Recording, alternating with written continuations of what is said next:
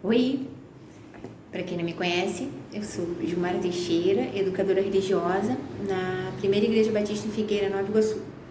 Hoje nós estamos aqui para bater um papo sobre a segunda lição da revista Palavra e Vida. O tema é a universalidade da depressão e da ansiedade.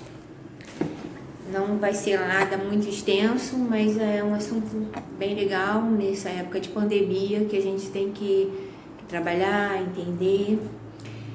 Mas olha, antes da gente iniciar, eu quero mandar um beijão para minha amada igreja, para meus alunos. Estou morrendo de saudade de vocês. Não vejo a hora de nós estarmos juntos novamente, embora a gente não saiba quando a gente vai poder ter a EBD novamente presencial. Então, antes de já pegaram suas revistas? Quem não pegou, passa lá na igreja para pegar, tá? Então, antes de começar, como eu faço sempre na aula, tomar um cafezinho. Hoje não foi feito nem pela Mara, nem pela Andréia, nem pela Edna, fui eu mesma, mas meu cafezinho para me deixar bem agitada para a aula.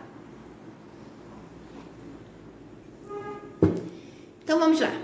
Eu vou ler um pouquinho, não gosto de ficar lendo a revista, quem me conhece sabe disso, mas eu fiz um resumo pra gente, então alguns tópicos pra gente que são bem importantes pra gente falar aqui nesse dia. Então vamos lá, olha só isso, gente. O Brasil sofre uma epidemia de ansiedade. Segundo a Organização Mundial de Saúde, o país tem o maior número de pessoas ansiosas do mundo. Como assim? Isso. O transtorno começa quando essa emoção passa do ponto e começa a ser uma agitação exagerada, deixando a pessoa travada, impedindo-a de fazer as suas tarefas, honrar seus compromissos e etc. Ter ansiedade é normal.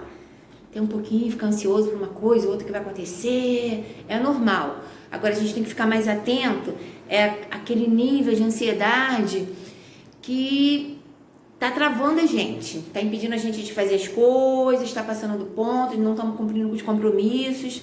Então a gente tem que prestar atenção sobre isso, tá bom? Isso aqui tá falando da ansiedade. Olha isso aqui.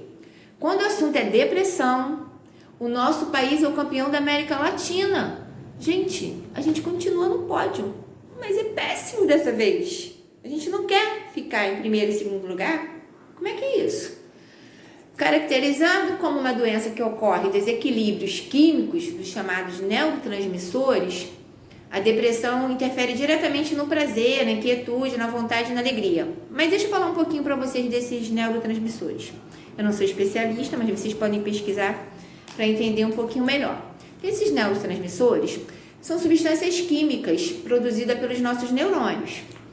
Elas mandam informações para as nossas células para estimular os músculos, órgãos, enfim.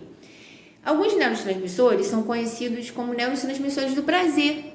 São eles que nos dão alegria. Serotonina, dopamina, endorfina. Dá uma pesquisada. Então, o que acontece? Se está faltando serotonina, eu vou ficando para baixo, não vou vendo alegria em nada, vou vendo tudo feio, tudo chato, não quero fazer, porque eu não estou tendo estímulo cerebral para isso. Esse é um fator que causa depressão também. E os sintomas clássicos da depressão: tristeza, apatia, falta de vontade, pessimismo, dificuldade de concentração, insegurança, dentre outros. Tem muitos sintomas, mas esses são os principais. Se alguém na sua família ou você começar com alguma coisa assim, fala assim: peraí, será que eu tô começando a ficar deprê? Não, eu não. Vamos ver se você não. Dentro da revista ainda, por que isso acontece mesmo entre os crentes de Jesus, gente? Crente pode ter depressão? O cotidiano tem sido penoso, solitário, cheio de frustrações, fracassos, decepções, circunstâncias desanimadoras. Vemos numa sociedade fragilizada de pessoas que não estão sabendo lidar com suas mazelas, perdas, inseguranças e amarguras. Muitos valores que a Bíblia ensina são completamente ignorados até mesmo pelos cristãos. Por que a Bíblia diz que a gente só vai ter alegria?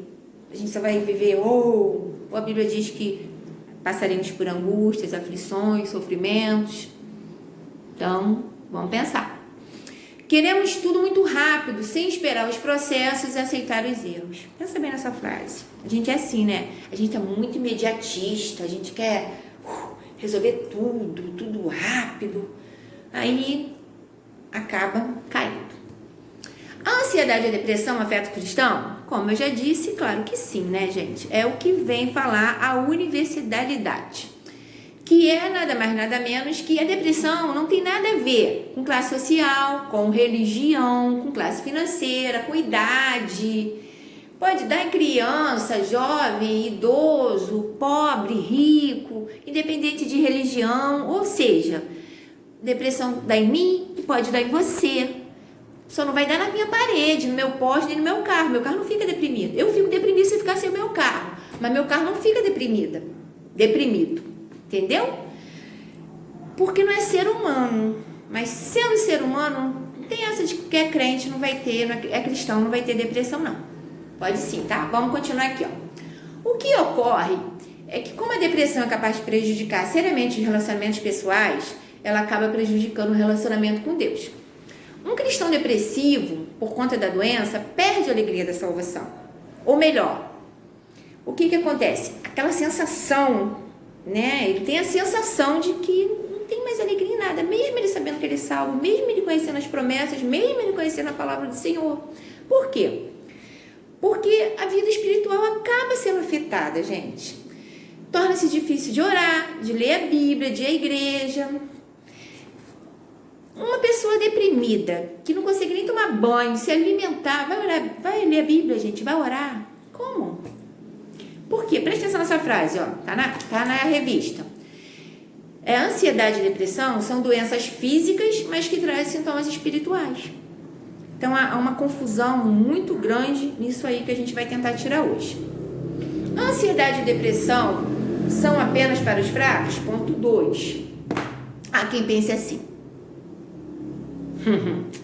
Fraco. Nem é crente. Devia orar mais. Está orando pouco. Ou está em pecado. Gente, isso é um grande engano. Por favor, né? Preste atenção. Por pensar assim, que muitas pessoas se achando fortes, ignoram os sintomas e a possibilidade de vir a ter a doença. Afinal, são os fortões, acabei de falar, né? Os supercrentes. Essas pessoas nunca buscam ajuda ou demoram muito a reconhecer e buscar o tratamento. Acham que tudo é bobagem, por isso ignoram a doença. Na verdade, muitas vezes, porque acham que serão taxados como fracos, sem fé, tardando assim e prejudicando muito seus tratamentos. Mas vamos lá, brincadeiras à parte. Às vezes as pessoas demoram a buscar o tratamento contra a depressão. Tem aqueles que se acham os fortões mesmo. Mas sabe por quê? Por sua causa. Por causa do teu dedo acusador.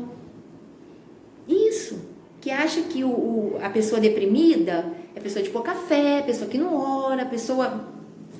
Aí ela tem vergonha de dizer, de pedir ajuda para o outro. Porque parece que depressão é, sujeira, pecado.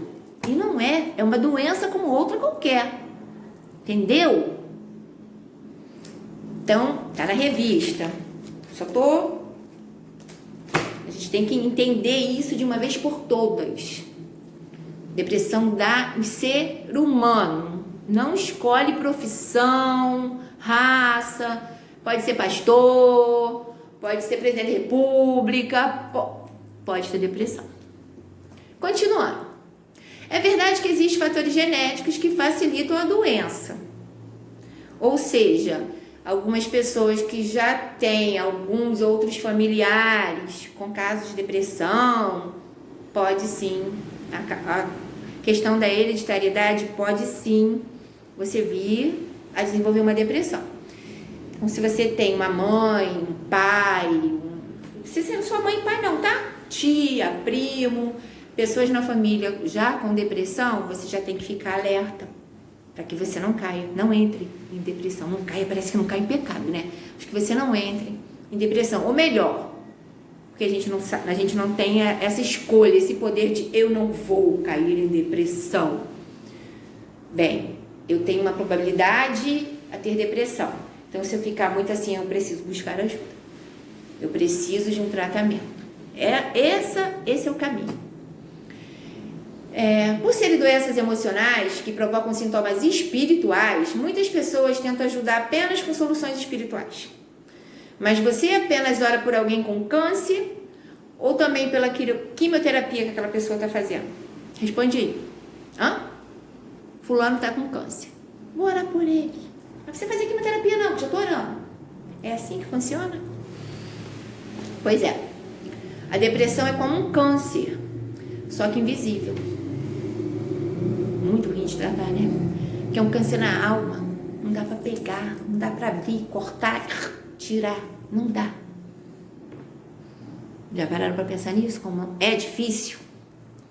Requer no mínimo respeito e solidariedade. Ou seja, amor ao próximo.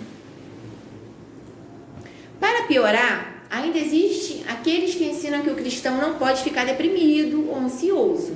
Diz que é sinal de derrota, desobediência, falta de fé e por aí vai, né? Então sugere que deve orar mais, ler mais a Bíblia, buscar mais a Deus, ir ao culto de libertação, de cura, por aí vai. Sendo que isso só piora. Como assim, Ismara? Orar piora? Não, irmãos, não é isso. Mas é que o depressivo se sente ainda mais culpado. Porque, poxa, será que é porque eu não estou orando? Será que é porque é falta de fé? Será que é porque eu estou em pecado? Será? Ele já está mal. E a sua palavra é só essa. Aí, eu sei que às vezes a gente não faz por mal, mas a gente precisa ficar um pouquinho mais antenado, entendeu? Por isso que são legais esses estudos. Porque o depressivo, ele já tem um sentimento altamente destrutivo. Então, esse tipo de orientação deixa ele mais deprimido e ansioso. A gente tem que tomar muito cuidado. Sobre o uso de medicamentos, ainda na revista. Deus abençoou a humanidade com as ciências e os cristãos precisam entender que buscar ajuda de medicamentos para a depressão não enfraquece a fé. Se podemos fazer uso contínuo de alguns medicamentos, como para diabetes, hipertensão, onde está o erro em usar o antidepressivo? Alguém poderia me dar essa resposta? Manda um zap. Não, Ismara, está escrito por favor. Se a pessoa toma remédio controlado, porque o remédio e é contínuo para diabetes e hipertensão, que são doenças assim bem corriqueiras, passa a tomar a vida inteira. Por que o antidepressivo não pode ser usado? Porque vem escrito controlado, é tarja preta. É preconceito isso, é racismo. Mas então, são medicações como qualquer outra medicação para as outras doenças, gente. Por favor, né? E assim, muitas pessoas não tomam com receio de se viciar. Nem sempre você vai se viciar. Mas o que é viciar? Já pensaram nisso? O diabético não é viciado no remédio dele, que ele toma todo dia? Manda ele parar de tomar para ver o que acontece com açúcar, com a glicose. Ó. Então tá viciado, irmão. Para de tomar remédio diabético. Para não, irmão. Para não, tô só brincando. Só que a gente tem que pensar. Pensa um pouquinho fora da caixa. Entendeu? A gente tem que pensar. Faz bem. Pra gente estar terminando. Cuidado com aqueles que se consideram fortes na vida. Líderes, pastores, pais, chefes de grandes empresas, ou de empresas pequenas que sejam, tem que dar um exemplo, tem que eu. Pessoas que se consideram acima da ansiedade e da depressão. Quero te dizer uma coisa, você não é. Você não está acima. Cuidado. Na verdade, ninguém está imune a esta doença. É a universalidade, que palavra, da ansiedade e da depressão. Não existe vacina contra ela. Esteja atento ao seu comportamento das pessoas às quais o cercam. Às vezes um amigo do lado, teu pai, tua mãe, teu irmão, está do teu lado e você não percebe. O número de suicídio tem aumentado muito. Nós não somos os culpados. A família não é culpada porque alguém se suicidou. Não é isso. Mas a gente pode tentar um tratamento. Mas às vezes não dá mais tempo. A gente não percebe. Vamos ter um olhar mais. Hoje é a segunda aula. Nós vamos ter mais 11 aulas. Para a gente tentar alcançar esse olhar mais crítico, mais, né?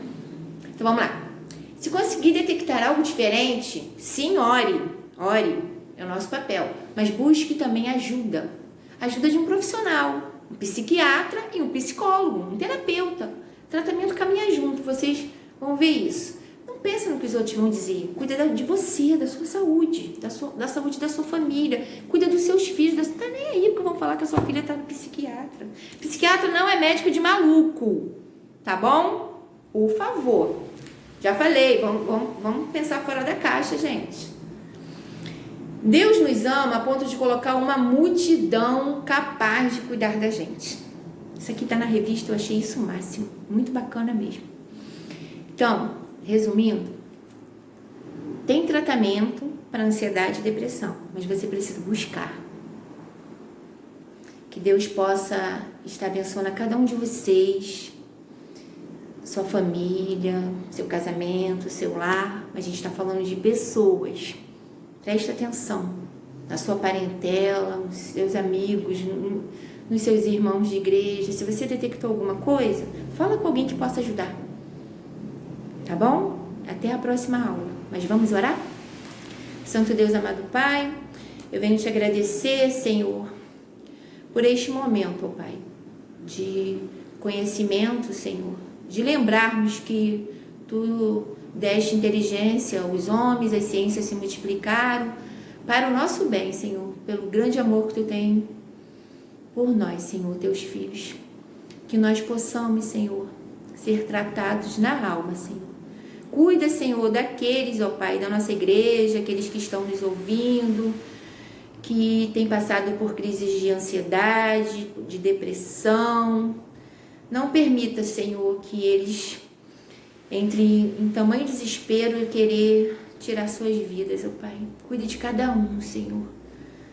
Traz a cura, Senhor, pois é uma doença, Jesus. Muito obrigada por tudo, Senhor, pelos cuidados, Senhor, que Tu tem derramado, Senhor, sobre as nossas vidas neste momento de pandemia. Muito obrigada, Jesus. Reconhecemos que somos falhos e pecadores, mas o Teu amor é tamanho. A Tua graça nos alcançaste, Senhor. Por isso estamos aqui para Te agradecer. Muito obrigada. Em nome do Teu Filho amado Jesus. Amém.